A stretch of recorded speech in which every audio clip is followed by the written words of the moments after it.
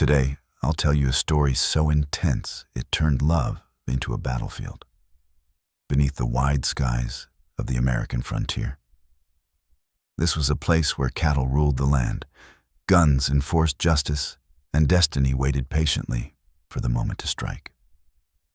It all began with one simple choice, when a man opened his door during a storm and unknowingly invited war into his home.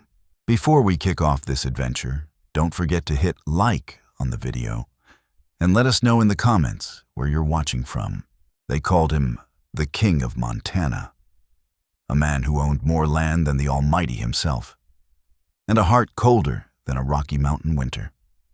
For 10 long years, women of wealth had traveled west from Boston, New York, even San Francisco, arriving in fine silk dresses and perfumed gloves, all hoping to claim the hand of Calder Boone and the empire that followed his name. Every one of them left in tears. Calder had sworn he would die a solitary man before he ever allowed a fortune hunter into his bed or his home. He trusted land, cattle, and hard labor, not smiles bought with powder and ambition. There were things money could buy in the territory: guns, judges, silence. But loyalty wasn't one of them. It was the year 1887, and the Montana Territory showed no mercy to men who revealed even the slightest weakness. Calder Boone had never learned the meaning of that word. At 32, he stood as the sole owner of Boone Cross Ranch, a cattle empire stretching more than 40,000 acres along the Yellowstone River. He was a man shaped by hardship, shoulders broad as barn beams, a jaw sharp enough to cut stone, and eyes the color of cold gunmetal. His reputation alone was enough to make grown men hesitate before speaking. That afternoon, he sat on the wide porch of his timber mansion, a glass of Kentucky bourbon resting in one hand, a burning cigar in the other. His gaze stayed fixed on the horizon, where another cloud of dust slowly rose. Another carriage, another hopeful visitor. "Boss," came a gravelly voice behind him. "That's a carriage from the Billings train station." Hank Dobbs, his foreman, thick-bearded, sun-beaten, and shaped by decades of saddle life, leaned against the railing. "Telegraph says it's Miss Clementine van der Waal," Hank added. "Railroad money. Her father owns half the steel in Pittsburgh." Calder didn't blink. He drew calmly on his cigar. "Send her back." Hank sighed, adjusting his worn Stetson. "Calder, she traveled 3,000 miles. Least you could do is offer her a lemonade." "I don't run a hotel, Hank," Calder replied flatly. "I run a ranch. If she wants a tour, she can pay $1 like everyone else at the county fair." He stood, spurs chiming sharply against the wood. "And if she's looking for a husband, tell her the position's permanently vacant." He was a handsome man. There was no denying it. Broad-chested, weather-hardened, his flannel stretched tight across muscle earned through years of blood and frost. Yet his wealth had become a curse. Ever since he struck gold in the Black Hills and turned it into the largest cattle operation in the West, he'd become a target. Each week brought another woman. They were beautiful, polished, false. They looked at him and saw a vault full of coins. They looked at Boone Cross Ranch and saw a summer estate. None of them saw the nights he'd slept frozen in the dirt. None of them smelled the blood, the sweat, the price it took to build everything he owned. The carriage rolled up the long dirt drive, its black lacquer gleaming beneath the sun. A uniformed driver hopped down and opened the door. Miss van der Waal emerged, blue silk, lace gloves, and a parasol worth more than a cowboy's yearly wages. Calder descended the steps, boots striking hard. "Mr. Boone," she said sweetly, fluttering her lashes. "My father speaks so highly of you. I simply had to see the untamed wilderness myself." Calder stopped 3 feet from her. He smelled lavender perfume layered thick enough to mask the horse manure she was trying not to step in. "You've seen it," he said, voice deep and unyielding. "Now turn around." Her smile wavered. "I beg your pardon?" "You're here because your father wants our shipping routes merged," Calder said bluntly. "And because you think a rich cowboy is some kind of novelty." He met her eyes without mercy. "You'll be bored in a week, bitter in a month. I don't have time for either." He turned slightly. "Driver?" "Yes, sir," the man snapped. "Take her back to Billings. Put her on the next eastbound train. Bill it to the ranch." Clementine gasped, cheeks burning red. "Do you have any idea who I am?" Calder didn't even look back. "I know exactly who you are," he said coldly. "You're the 23rd woman this year to waste my time." He walked inside and slammed the heavy oak door behind him, ignoring her outraged screams. Inside, the mansion fell silent once more. Lonely, yes. The quiet sometimes pressed against his chest like a weight. But silence was better than lies. Calder poured himself another drink and believed the day's troubles were finished. He was wrong. That night, a storm tore down from the mountains, thunder cracking like cannon fire, rain pounding the land until the dirt roads dissolved into rivers of mud. Near midnight, the dogs erupted. Not the friendly bark of greeting, but the low, savage growl reserved for danger. Calder reached for his Colt Peacemaker and moved down the dark staircase. He flung open the front door, expecting a wolf, maybe a thief. Instead, he found a crumpled heap of soaked fabric collapsed on the porch steps. He lowered the gun and stepped closer. It was a woman. Her dress was torn and smeared with mud, her hair plastered to her face by rain. She was drenched to the bone. But what caught his attention wasn't the blood. It was her grip. Even unconscious, her knuckles were white as iron around a filthy canvas bag clutched to her chest. "Hank, Iggy," Calder shouted into the storm. "Get the doctor, now!" Thunder rolled overhead as rain battered the porch. The woman didn't stir. And Calder Boone had no idea that the moment he lifted her into his arms, his life and his empire had just crossed a line it could never return from. "Get the doctor, now!" Calder Boone shoved his revolver back into its holster and dropped to one knee. He lifted her into his arms without hesitation. She weighed almost nothing, frighteningly light, like someone who hadn't eaten properly in days. As he carried her through the doorway and into the warm glow of the house, her head lolled back against his shoulder. Calder stiffened. She wasn't beautiful in the polished, painted way the other women had been. There was nothing delicate about her. She was raw. A thin scar sliced through her left eyebrow, and her hands were rough with hardened calluses that scraped against his skin. She smelled of rain-soaked earth, pine sap, and old gunpowder. The scent of someone who had lived hard and slept rough. He laid her gently on the leather sofa beside the fireplace. When the firelight brushed her face, her eyes fluttered open. They weren't soft. They weren't pleading. They were wild, sharp hazel eyes filled with panic. She sucked in a breath and scrambled backward against the cushions, her hand darting instantly toward a knife strapped high along her thigh beneath her torn dress. "Easy," Calder said quickly, lifting both hands, palms open. "You're safe. You're at Boone Cross Ranch." Her gaze snapped around the room. The crystal chandelier overhead, the bearskin rug beneath her boots, the polished mahogany furniture.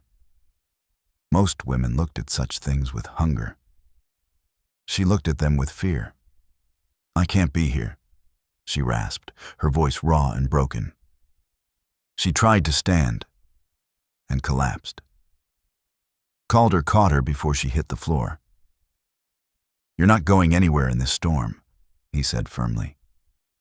She jerked away from him, clutching the filthy canvas bag to her chest like a shield. Who are you? Names don't matter, she said quickly. I need a horse. I'll pay you. I can work. I swear I can. You can barely stay upright, Calder replied evenly. And I don't need your money. I don't want your charity, she snapped, fire flashing in her eyes. I earn my place. I can cook, clean, muck stalls, anything. Just don't ask where I came from. Calder studied her carefully. He had spent his life reading men across poker tables and cattle contracts. He knew lies. But this woman wasn't lying to get inside. She was lying to get away. I'm Calder Boone, he said at last. He waited, for recognition, for awe, for the familiar widening of the eyes that came whenever his name was spoken west of the Mississippi. She only stared at him. Good for you, she said flatly. I'm Mary. Just Mary. Calder crossed his arms. Well, Mary, he said, nodding toward the couch. You're bleeding on my rug. She looked down. A dark stain was spreading across the fabric at her side. She hadn't even reacted. It's just a graze, she muttered.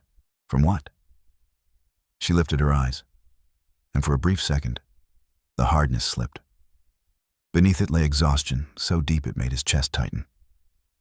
From a life I left behind, she whispered. She swallowed hard. Please, just let me sleep in the barn tonight. I'll be gone by morning. Calder glanced at the storm raging beyond the windows, then back at the woman who wanted the barn instead of the bedroom. You'll take the guest room, he said firmly. And tomorrow, we'll talk about work. 3 days passed. And Mary, who was very clearly not named Mary, still hadn't left. She hadn't rested either. Calder had expected her to stay in bed, asking for tea and sympathy. Instead, the morning after her arrival, Hank Dobbs found her in the kitchen at 4 a.m., her side freshly bandaged, scrubbing cast-iron skillets with such intensity it unsettled the cook. By noon, the pantry had been reorganized. By sundown, she was outside splitting firewood. Calder watched from his study window. She wore an oversized borrowed shirt and loose trousers cinched tight with a rope belt. When she swung the axe, her movement was precise, hips aligned, shoulders locked, the blade driving clean through the pine. That wasn't the swing of a housemaid. That was the swing of someone trained to use force. She works harder than half the Boone riders, Hank muttered, standing beside him. But she's skittish. Every time a rider comes in, she disappears. She's running from the law, Hank added quietly. Calder shook his head. Don't think so. I've seen outlaws, Hank said. They walk tall. She walks like prey. Someone's hunting her, boss. A strange surge of protectiveness tightened in Calder's chest. It irritated him. He didn't take in strays. Still, he walked out toward the woodpile. She didn't hear him over the crack of splitting timber. You're going to tear your stitches, he said. She spun instantly. The axe lifted defensively across her chest, then froze when she recognized him. Lowering it, she wiped sweat from her brow with a filthy sleeve. I'm paying for my room and board, she said breathlessly. I told you, I don't need payment. And I told you, she shot back, eyes burning. I don't take charity from rich men. The bitterness in her voice cut sharp enough to draw blood. Calder Boone stepped closer, invading her space without raising his voice. You got something against rich men? She didn't retreat an inch. I got something against men who think they own the world just because they can buy it, she snapped back. Her hazel eyes burned as she stared up at him. I've seen what money does to people. It eats them hollow from the inside. Calder blinked. Most women looked at him and saw a fortune waiting to be claimed. She looked at him like he was a sickness. I built this place myself, Calder said quietly.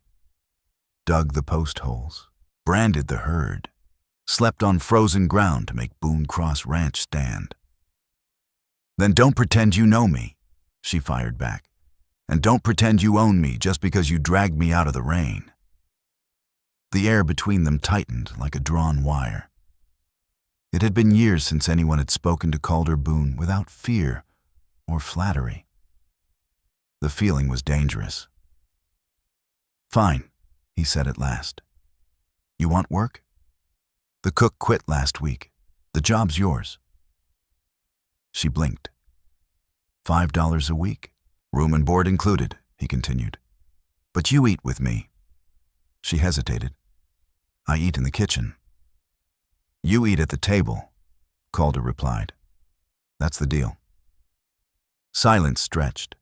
Her jaw clenched as she weighed her choices. Fine, she said, but I'm not wearing any fancy dresses. Wear a burlap sack for all I care. Calder smirked. Dinner's at 7. That evening, something inside the Boone household shifted. The long mahogany table, once a place of quiet ledgers and lonely meals, became a field of tension. She'd washed and changed into a simple cotton dress borrowed from one of the maids. Plain gray, unremarkable. Calder couldn't stop looking at her.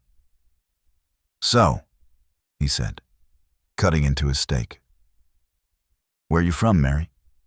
That accent ain't local. Kansas, maybe. Missouri. Her fork froze halfway to her mouth. Somewhere else. Calder lifted his glass casually. I've got friends in the U.S. Marshals. If you're in trouble, I can help. Her fork slipped from her fingers and clattered against the plate. Her hands trembled. I'm not a criminal, Mr. Boone. Then why do you sleep with a chair jammed under your doorknob? Her face drained of color. You check on me? It's my house, he said evenly. I check on everything. He leaned forward. I can help you, but only if you tell me the truth. What's your real name? She stood abruptly. Thank you for the meal. I'll clear the plates. Sit down, Calder ordered.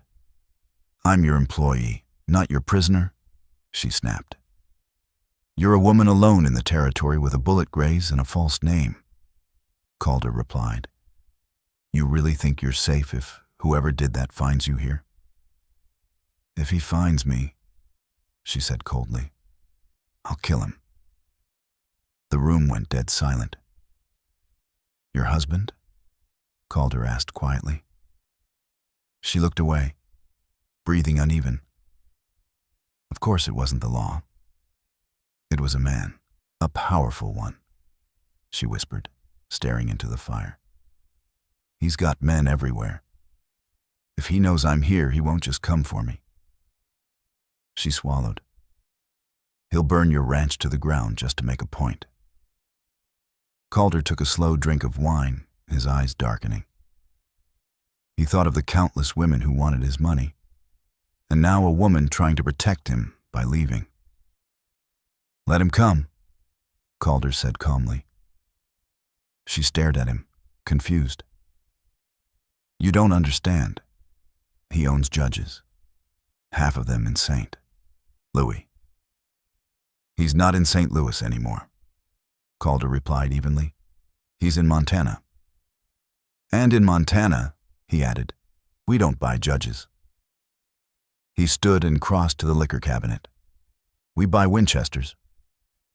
He poured a second glass of bourbon and slid it across the table toward her. What's your name? He asked again. This time, it wasn't a command. It was an offer. She hesitated, fingertips circling the rim of the glass. She searched his face for deceit, the kind she'd learned to expect from men. She found none. "Ilara," she whispered. "Ilara Boone." Calder lifted his glass slightly. "Well then, Ilara," he said. "Welcome to Boone Cross Ranch." A faint pause. "Tomorrow," he added, "I'm teaching you how to shoot that rifle properly." "If your husband shows up," Calder Boone said quietly, "I want you to be the one who ends him." For the first time since she'd crossed his threshold, a real smile touched Ilara Boone's lips. Small, honest. It softened her face, turning exhaustion into something almost luminous. "I already know how to shoot, Mr. Boone," she said. "I just missed." Calder let out a low chuckle, rough and unused, like a sound pulled from a part of him long buried. "Then we'll fix your aim." Days slipped into weeks, and Ilara's presence became part of the rhythm of Boone Cross Ranch. But while life inside the fences felt steady, the world beyond them began to stir. One afternoon, Calder rode into town to check the telegraph office. The streets buzzed with talk, whispers carried between storefronts and saloons. A new investor had arrived in the territory, a powerful man buying land fast, especially near water. Calder stopped by the general store for supplies. As he turned toward the counter, something on the wall caught his eye. A poster. Not a bank robber, not a cattle thief. A missing person notice. Reward offered for the return of Mrs. Ilara Crow, beloved wife of Victor Crow, suffering from hysteria and dangerous delusions. Calder's breath stalled. The sketch was unmistakable. Her, and the name struck him like a hammer. Victor Crow. Not just some wealthy husband back east, but the very railroad magnate the newspapers had been warning about. The man infamous for driving homesteaders off their land, hiring Pinkertons to crush strikes, and burning anyone who refused to bend. Calder tore the poster from the wall and crushed it in his fist. "Problem, Mr. Boone?"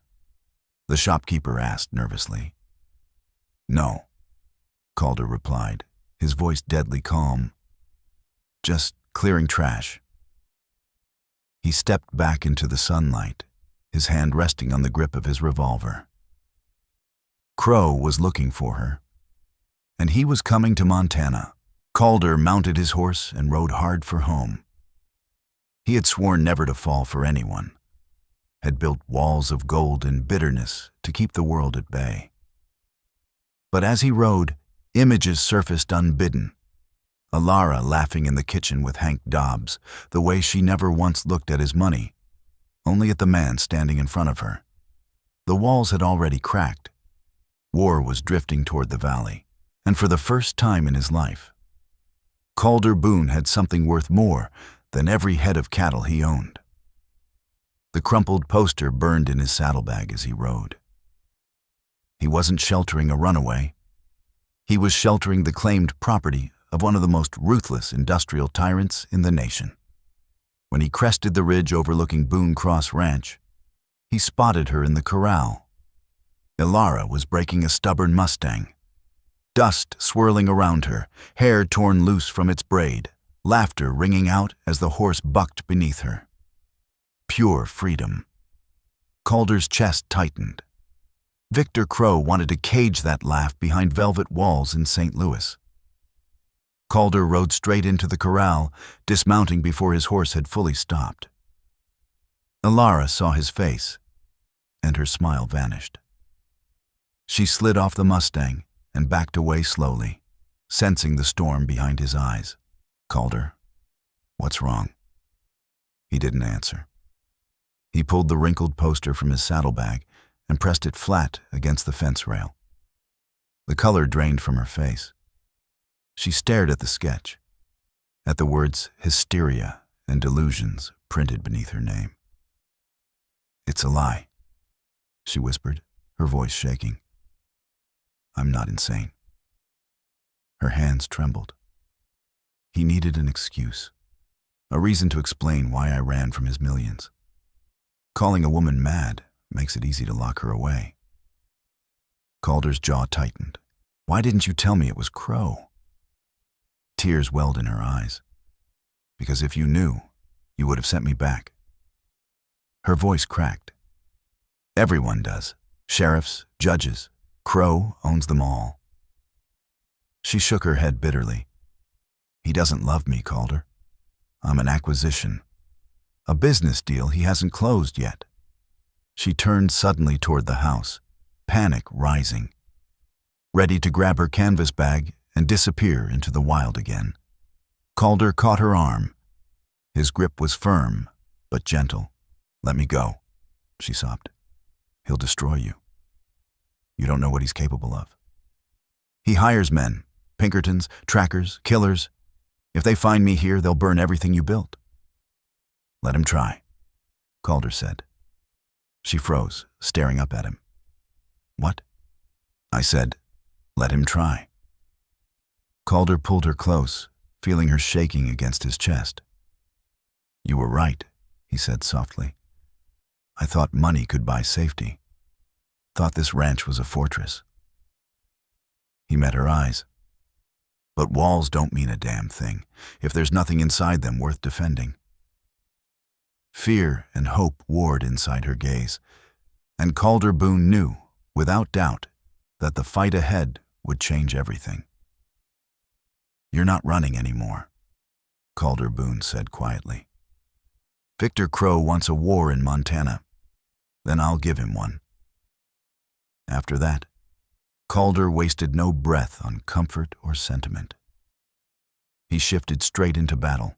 He summoned Hank Dobbs and his 5 most trusted Boone riders into the study, men who had ridden beside him since the Black Hills days, men who knew a rifle as well as they knew a branding iron. The woman staying here is Victor Crow's wife, Calder said flatly, pouring whiskey into heavy glasses. He's coming for her, and he won't come alone. Hank let out a low whistle. The railroad Crow? That's deep trouble, boss. Calder's voice remained steady. Anyone who wants their pay and a clean ride out can take it now. No hard feelings. This isn't a cattle drive, he added. It's a siege. Not one man moved toward the door. Instead, they lifted their glasses. I never trusted railroad men anyway, Hank muttered. They spook the herds. We fortify, Calder ordered. Now. Hank, open the crates of Henry repeaters from the cellar. I want 2 men on the ridge line at all hours with long-range Sharps rifles. No one gets within a mile of Boone Cross Ranch without us knowing. He paused, letting his gaze pass over every face. Crow doesn't hire drunks or locals, Calder said. He hires professionals. The kind of men who read stories about frontier lawmen and decided they were too gentle. They'll shoot first. Calder's eyes hardened. So we shoot faster. The ranch changed overnight. Shutters were nailed closed, ammunition was handed out. Horses were kept saddled. The easy rhythm of ranch life vanished, replaced by the disciplined tension of a military post. From the porch, Alara Boone watched it all unfold, stunned. No one had ever fought for her before. She had always been traded, negotiated, claimed, never defended. 2 days later, the first warning arrived. Calder stood on the roof of the main house, scanning the horizon through his brass spyglass. Sunlight flashed off metal nearly 3 miles out. 4 riders. They didn't move like cowboys. They sat stiff in the saddle, the posture of hired guns or former soldiers. They halted on a rise overlooking the valley and studied Boone Cross Ranch through their own lenses. Calder lowered the scope, jaw tightening. The scouts, he called down to Hank, who was oiling a shotgun below. They're here. Alara stepped onto the porch, flour dusting her hands. She followed his gaze toward the distant ridge. Fear lingered in her eyes, but something else had joined it. Resolve. "Do you have a gun for me?" she asked quietly. Calder studied her for a moment, then nodded toward the rack beside the door. "Take the Winchester 73. It's light. Shoot straight. Stay inside, away from the windows." She nodded, pale but unshaken, and went back inside. Calder remained on the porch, master of his land, watching the four riders turn and gallop away toward town, back to report to their master. The silence that followed pressed heavy across the Yellowstone Valley. The waiting was over. Victor Crow did not strike at night like a thief. He came at high noon. 3 days after his scouts had spotted the ranch, a convoy rolled in. A polished black carriage flanked by 12 mounted men. They wore long dusters, heavy weapons visible beneath the fabric. Their hats sat low, faces shadowed, movements precise. Paid violence. Calder stood alone at the main gate of Boone Cross Ranch. He leaned casually against the fence post, Winchester resting in the crook of his arm. Behind him, unseen but ready, rifle barrels followed every rider from the house windows and the barn loft.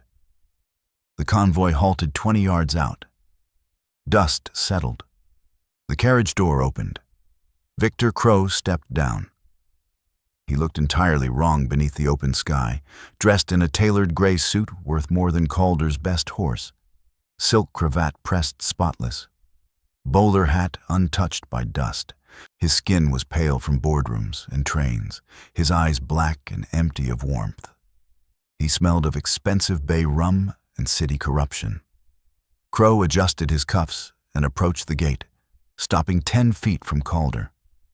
His gaze swept over the ranch with cold calculation, the way a man inspected property he meant to buy or break. "Mr. Boone," Crow said smoothly, his eastern drawl scraping the air. "A remarkable holding you have here. A true monument to rustic ambition." Calder didn't shift his stance.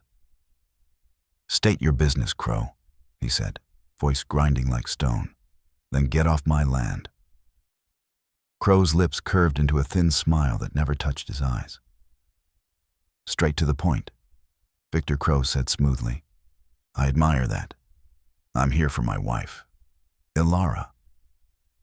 He spread his hands as if speaking to a courtroom. "My poor, confused girl has been abusing your hospitality. She's prone to episodes, delusions, really. The only thing she's suffering from," Calder Boone replied coldly, "are the bruises you put on her."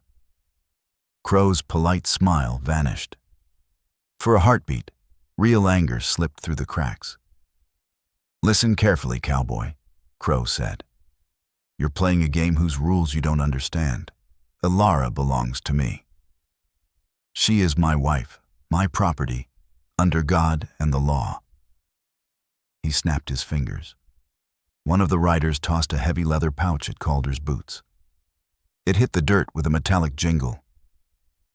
$5,000, Crow said, "for her safe return, and I forget your disrespect."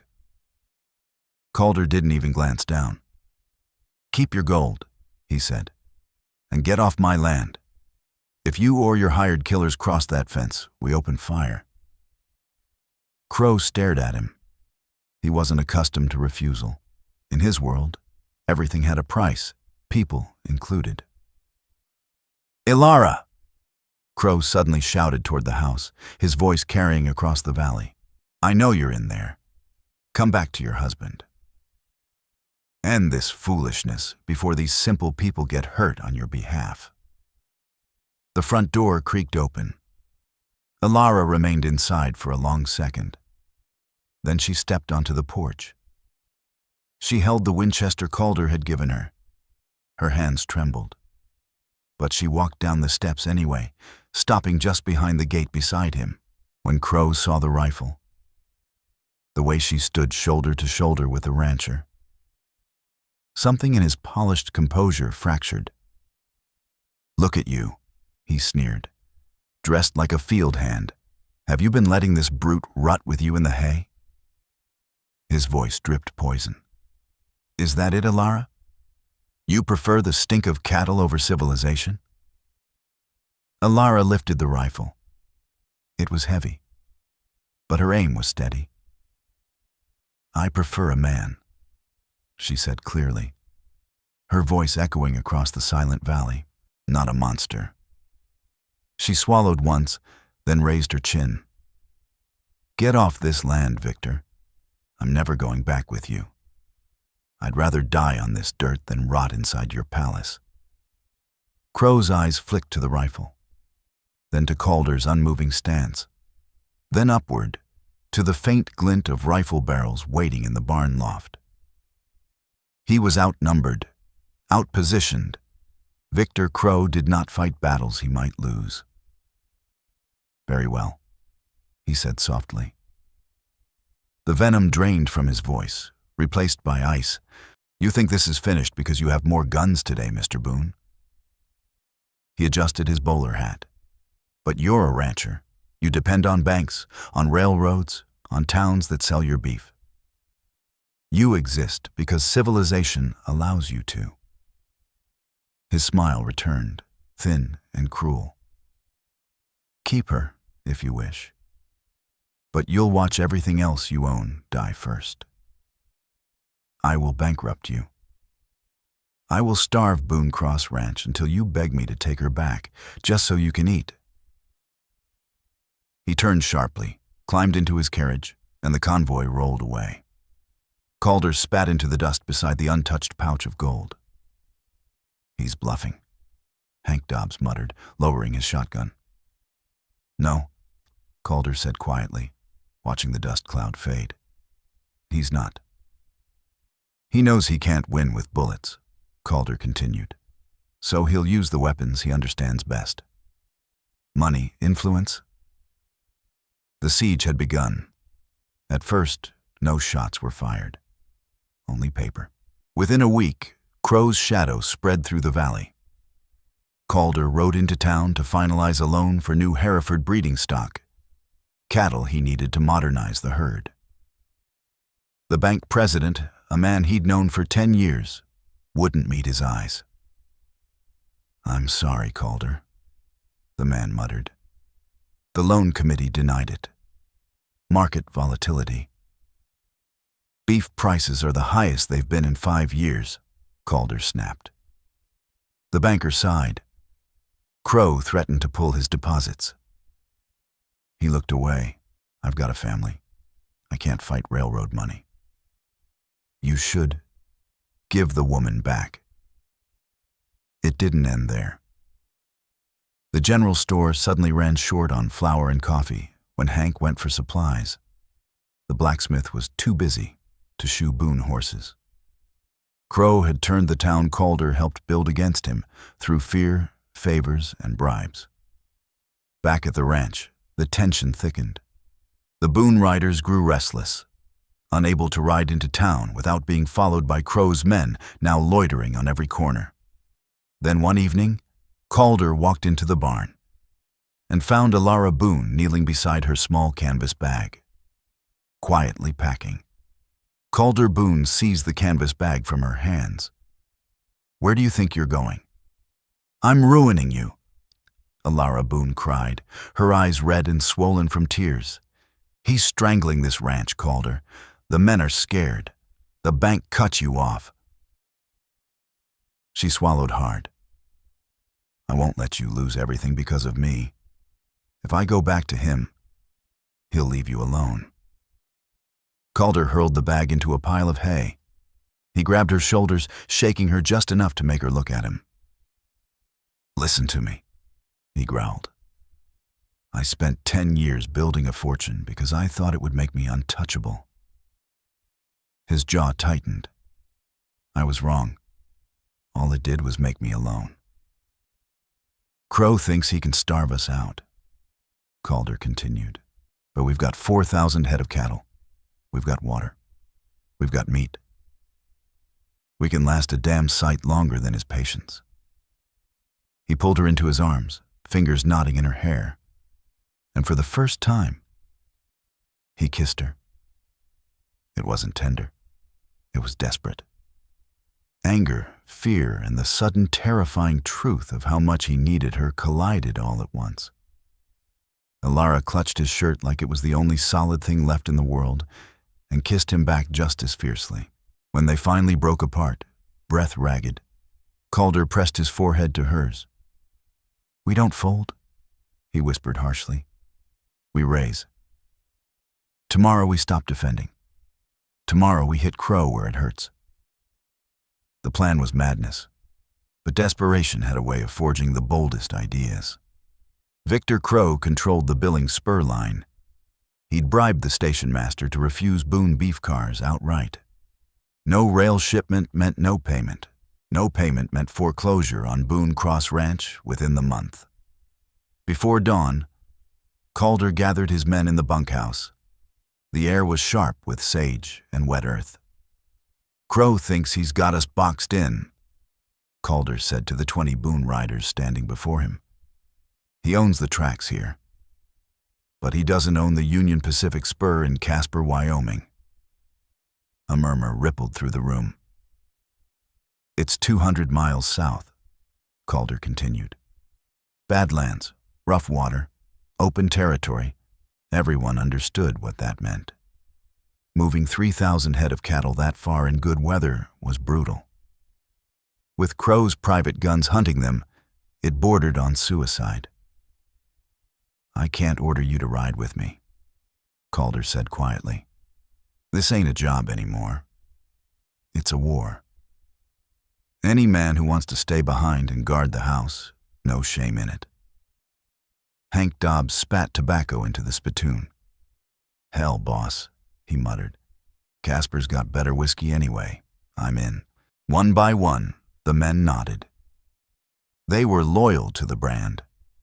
Loyal to the man who treated them fair when other ranchers treated hands like livestock. From the shadows near the door, Alara stepped forward.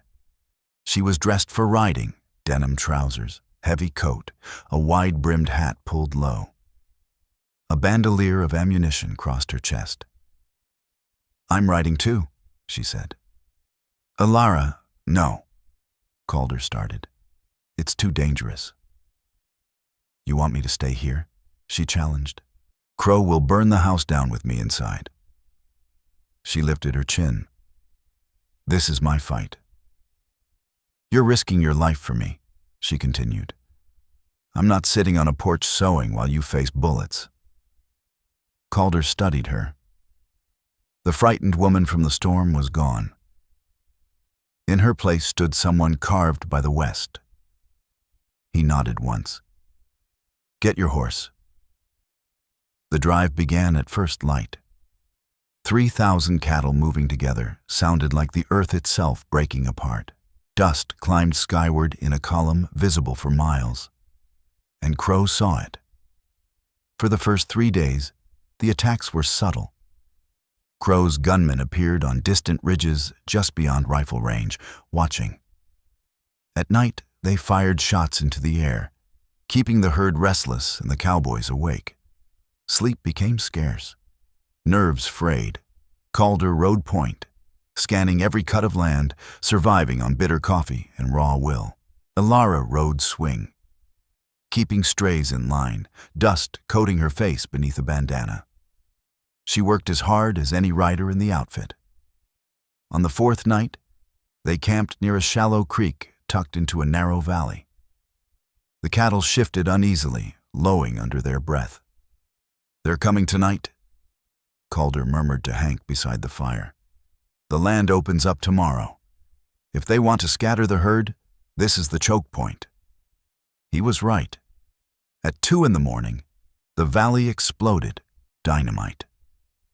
The ground heaved beneath them, and panic tore through the herd like lightning.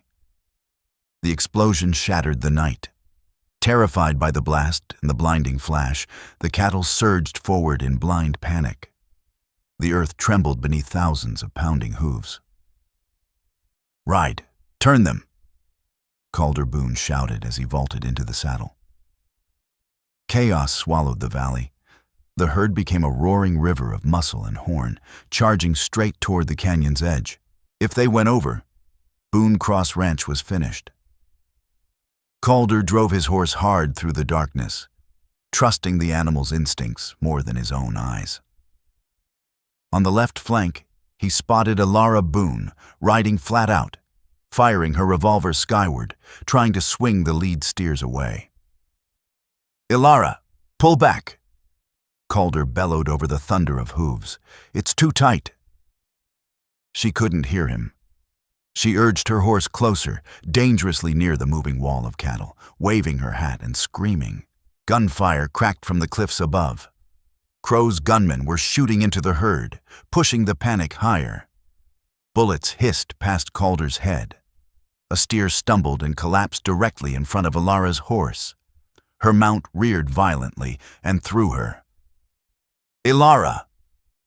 Calder wrenched his reins, plunging straight into the stampede. He leaned low in the saddle, reaching like a trick rider. Elara scrambled in the dirt, hooves slamming inches from her head. Calder surged past, caught her arm with raw strength born of terror, and hauled her up behind him just as the flood of cattle swallowed the ground where she'd fallen. They broke for higher ground, gasping for breath. Below them, Hank Dobbs and the Boone riders managed to swing the herd away from the cliff, circling them into a churning mass. Elara wrapped her arms around Calder's waist, burying her face against his coat. "I thought I lost you," she whispered, shaking violently. Calder's chest heaved. "I'm still here." She nodded faintly. "We're still here." The cattle were saved, but they had lost precious time. Ahead lay Devil's Pass, a narrow, twisting trail carved through granite peaks, separating them from the Wyoming border. A perfect killing ground. Calder rode ahead alone to scout. He dismounted and climbed the rocky slope, lifting his binoculars. At the narrowest bend, metal glinted in the moonlight. Men, positioned behind boulders on both sides of the trail. Crow had sent his main force ahead, at least 20 gunmen. Calder slid back down toward the herd. "We can't go through," he told his men grimly. "It's a kill box. They'll cut us down one by one." "We can't go back," Hank said, wiping dirt from his face. "And we sure as hell can't go around. The mountains will tear the herd apart." Calder searched his mind. Every ravine, every ridge. There was no path. Unless... His eyes went to Elara as she checked the action on her Winchester. "I've got an idea," Calder said slowly. "It's dangerous. It needs bait. I'll do it," Elara said instantly. "No," Calder snapped. "Absolutely not. They want me," she argued fiercely. "If they see me, they won't shoot. Crow won't risk losing his prize. If you ride out, they'll kill you on sight," Calder growled. He hated it, but she was right. The plan was set. An hour later, a lone rider entered the pass. Elara rode tall in the saddle. A white cloth fluttered from her rifle barrel. She stopped in the center of the killing ground. "I'm here," she called, her voice echoing off the canyon walls. "I surrender. Just let the men go." High above, the leader of Crow's mercenaries signaled his shooters to hold. He rose from behind his rock. "Smart girl," he called. "Now dismount." While every eye fixed on Elara, no one looked up. Calder and 10 of his finest sharpshooters had scaled the sheer backside of the canyon walls. A brutal, silent climb that left their hands bleeding and lungs burning. They now lay 50 feet above the ambushers. Calder peered down. The mercenary leader strode toward Elara, a smug grin on his face. Calder lifted his rifle, breathed once, steadied. "Now," he shouted. 10 rifles erupted at once. The hunters became the hunted. Gunfire rained from above, throwing Crow's men into chaos. From the higher angle, the mercenaries had nowhere to hide. The leader dove behind a rock, pinned. Ilara kicked her horse hard and bolted back toward the herd as bullets snapped dust around her hooves. "Press them!" Calder shouted. "Don't let them regroup." The firefight was brutal and short. Outflanked, exposed, and broken, Crow's gunmen began to fall back in panic. They weren't fighting for land. They weren't fighting for family. They were fighting for wages. And no paycheck on earth was worth dying in a box canyon. Crow's gunmen broke. They scrambled for their horses and fled south, leaving the pass wide open behind them. Calder Boone slid down the rocks, dropping the final 10 feet onto the trail. Ilara Boone rode hard toward him, her cheeks flushed with adrenaline and dust. "You reckless, unbelievable woman." Calder laughed, hauling her down from the saddle and kissing her full on the mouth, in front of God, the mountains, and every man he rode with. The Boone riders erupted in cheers, hats flying into the air. They had broken the blockade. The road to Casper lay open. Casper, Wyoming greeted them like salvation. Steam whistles screamed, cattle bellowed, traders shouted prices across the yards. To the exhausted, dust-caked crew from Boone Cross Ranch, it sounded like a choir of angels. They had driven 3,000 head of cattle 200 brutal miles across the harshest land in the West, and they had arrived with the herd intact. The stockyards were a maze of wooden chutes packed with buyers from Chicago and St. Louis.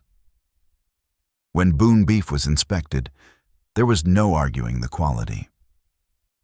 Despite the punishing drive, the Hereford stood strong and prime. The bidding was fast, violent, final. One handshake sealed the future. Calder Boone stood at the teller's cage inside the Wells Fargo Bank, watching drafts counted onto the counter. $112,000, enough to erase the mortgage, enough to give every rider a year's bonus, enough to tell every Montana banker to go straight to hell. He turned toward Ilara, who leaned against the mahogany wall, watching the street outside. She still wore her trail clothes. Dusty denim, a faded blue shirt, and the gun belt that now sat on her hips as naturally as jewelry on a city woman. "It's finished," Calder said thickly, lifting the heavy envelope. "We're free." Ilara turned. Her face was streaked with grime, but her eyes shone. "You saved your ranch," she said softly. Calder stepped closer, brushing a loose strand of hair from her brow. "No," he said. "We saved our home." They stepped out into the blinding afternoon sun, ready for a saloon, the strongest whiskey in Wyoming, and a week of sleep. Then celebration died. Blocking the muddy street stood a wall of men. At the center waited Victor Crow. He looked obscene against the frontier, dressed in a flawless charcoal suit, silk vest pressed clean, polished shoes untouched by filth. His expression, however, was pure triumph. Beside him stood Marshal Wyatt Hale, a tin star pinned to a vest pulled too tight across his belly. His hand rested nervously on his revolver. Behind them stood Hale's deputies, 4 men gripping double-barreled shotguns. Calder halted instinctively, his hand lowering toward the peacemaker at his hip. Ilara gasped, shrinking behind his shoulder, then straightened and stepped beside him. "Mr. Boone?" Crow called smoothly, his voice cutting through the street noise. The crowd nearby fell silent. "I see you managed to sell your cattle. How industrious." "Get out of my way, Crow," Calder growled. "This war's finished. You lost." Crow chuckled, adjusting his cuffs. "On the contrary," he said softly. "The business dispute is over. Now we address the criminal matter." He turned slightly. "Marshal, if you please." Marshal Hale cleared his throat and stepped forward, unable to meet Calder's eyes. "Calder Boone," he said stiffly, "I have a warrant for your arrest." "For what charge?" Calder demanded. "Kidnapping," Hale muttered, lifting a paper, "and unlawful transport of a hostage across state lines." He swallowed. "Mr. Crow has filed a sworn affidavit stating you abducted his wife, Ilara Crow, from her home and carried her across state borders against her will." "That's a lie," Ilara shouted, her voice cracking. "I ran away. I begged him to take me." Crow sighed gently and shook his head with practiced sorrow. "My poor Ilara," he murmured. "The delusions run deep. A classic trauma bond." He smiled thinly. "Don't worry, my love. We have physicians in St. Louis who specialize in reconditioning hysterical women who've been confused by savagery." He turned back to the marshal. "Arrest the man. If he resists, shoot him. And return my wife to me. I have a private rail car waiting to take her to a sanitarium." 2 deputies stepped forward, shotguns racking loudly. Calder stared at the black mouths aimed at his chest. He weighed the odds. He could draw, maybe kill Crow, but the deputies would cut him apart before a second shot, and Ilara would be dragged back into the nightmare she'd escaped. "Don't," came a voice. Hank Dobbs. Calder glanced sideways. Along the boardwalks stood his men. 20 hardened Boone riders who had survived dynamite, gunfire, and hell itself. Their rifles were not raised, but their hands hovered close, waiting. One spark would turn Casper's main street into slaughter. "Calder," Ilara Boone whispered. Her voice was eerily steady. He looked down at her and realized she wasn't looking at him. Her eyes were locked on Victor Crow. The fear that had ruled her life for years was gone, burned away by the raw injustice of the moment. "He doesn't get to win," she said quietly. "Not this time." Calder moved instinctively to step in front of her. She was faster. She surged forward, closing the distance before the deputies could react. Crow, expecting tears or surrender, opened his arms with a smug smile. "There we are, my good girl." Ilara didn't embrace him. She struck. Her left hand snapped out, clutching his silk cravat and yanking him forward off balance. In the same motion, her right hand drew the revolver from beneath her coat. She didn't bother aiming. She drove the cold barrel hard beneath his chin, forcing his head back. "Don't move," she screamed, raw, feral, terrifying. The street froze. The deputies' shotguns wavered. No one dared fire with Crow in the line. "Ilara!" Crow gasped, eyes bulging as he stared down the barrel. "Have you lost your mind? Put it down." "I found my mind," she hissed, pressing the steel deeper into his flesh. "I found it in the rain. I found it in the mud. I found it when I realized a man who loves you doesn't treat you like an entry on a balance sheet." She turned her blazing gaze on Marshal Wyatt Hale. The intensity in her eyes forced the lawman back a step. "Marshal," she shouted, "you want to arrest a criminal? Arrest him." "He hired men to dynamite our cattle. He tried to murder 20 men in Devil's Pass. I was there. I saw it." She's delusional," Crow stammered, sweat pouring down his face. "Shoot her. No, don't shoot. Do something." "Marshal," Calder's voice cut in, low, commanding.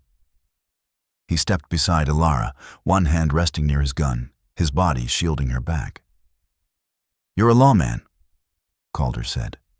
"Look at her. Does that look like a kidnapped woman? Or does that look like someone defending her life?" He gestured toward the boardwalks.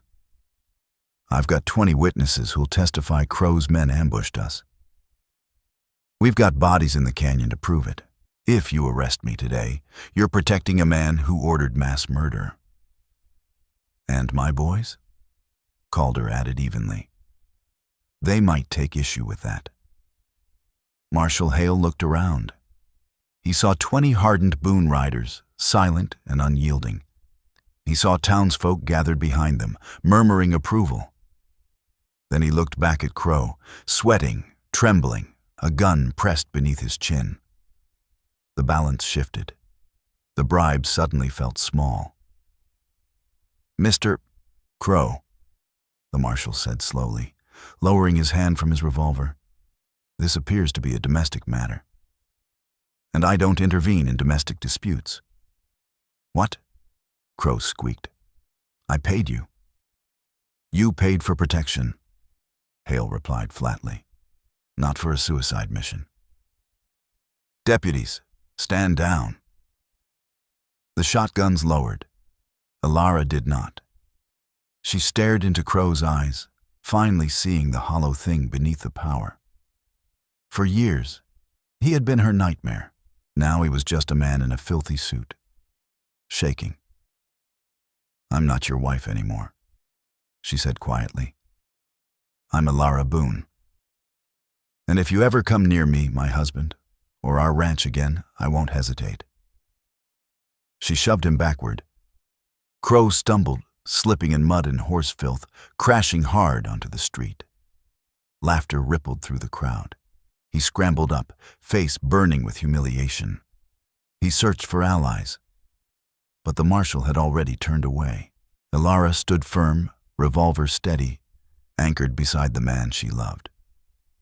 You'll regret this, Crow shouted as he backed away. I'll destroy you. You already tried, Calder called after him, and you failed. Go back to St. Louis, Crow, before the wind changes. Victor Crow turned and ran. He ran toward the station, dignity falling away with every step. Alara watched until he vanished around the corner. Only then did her hand begin to shake. She holstered the revolver and turned to Calder. He didn't speak.